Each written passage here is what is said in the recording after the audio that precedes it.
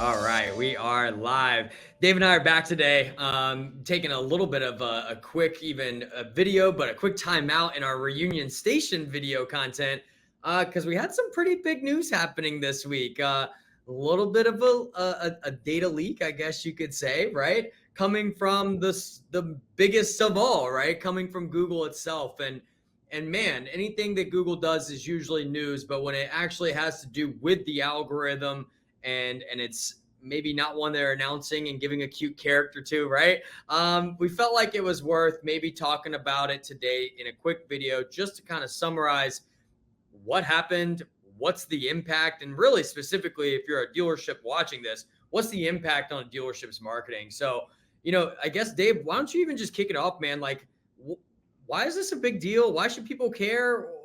What is it? What is it that you're taking away from this? Yeah, well, I mean, you said a little leak, and really it was 14,014 ranking factors that got leaked out. So I think it was a pretty big leak. I think somebody is having Like a a damn bad bus day. thing. Yeah.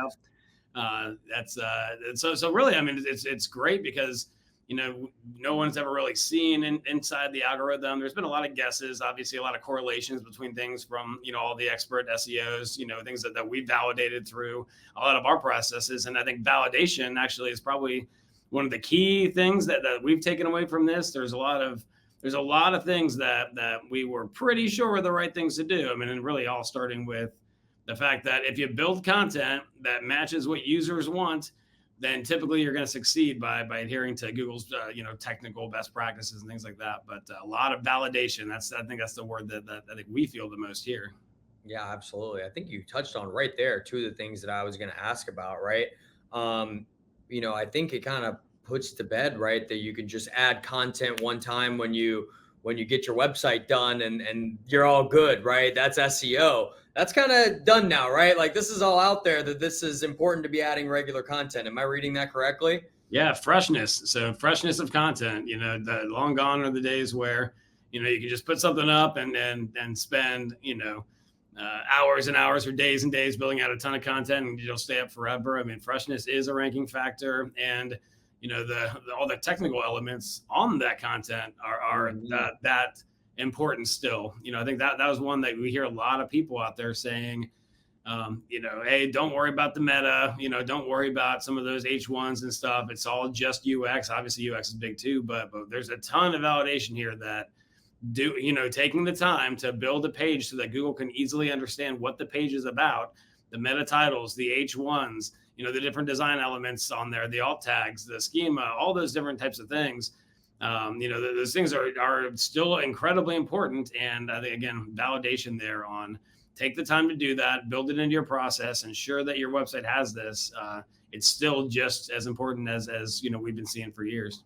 Yeah, absolutely. That was one of the things I looked at too, because I mean, I've been obviously hear the same things that some of those have lost their importance, or and I think it kind of is a good thing to revisit because, yeah, of course the keyword stuffing days are over, where you could just put 50 keywords into the meta titles, descriptions, and keywords, and it be working. But it's back to this really it has an impact, right? Like if you do this well, you will be, rewarded. And I think that we've been able to see that. So not only is the page content and how fresh it is important, but then it all ties back to location ultimately too, right? Yeah, I mean, something that we know already is, when you look at Google Ads query data and those kind of things, that intent searches, people wanting to buy, looking to buy a car, looking to get their vehicle serviced. I mean, a third of the time they're putting a geography in there. So, is your page relevant to that local geography?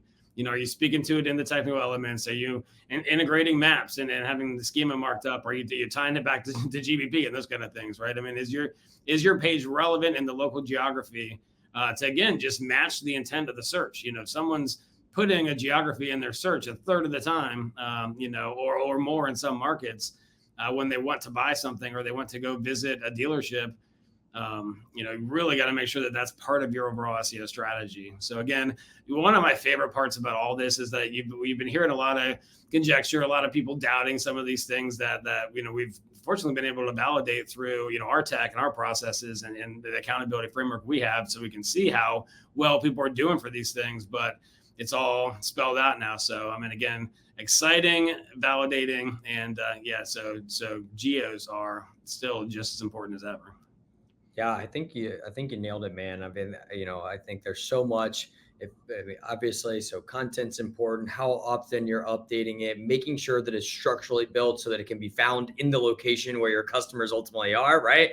Like for a dealership, we're not so worried about driving. If I'm in North Carolina, I don't care as much that I'm getting traffic from Ohio, right? Like I want it from North Carolina, and this really validates that too. And I think that if I'm a dealership listening, what would you encourage them to be on the lookout for their own website at this point? Or, I know there's some different pieces about if I go to a page and it's not the right page, then that's a problem too, right? So give us one more good statement on, for the dealerships watching that are taking this seriously, what should they be on the lookout for?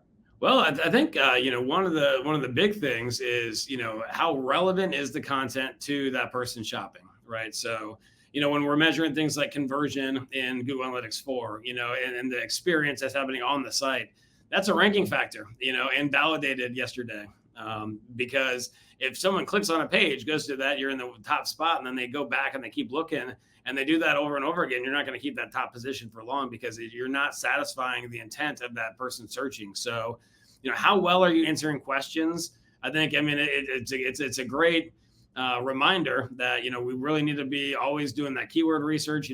Obviously we do billions of queries search. How are people looking for new models or used models or things in fixed ops, and knowing how people are searching with Search Console query data, Google Ads query data, all this stuff that's available to us.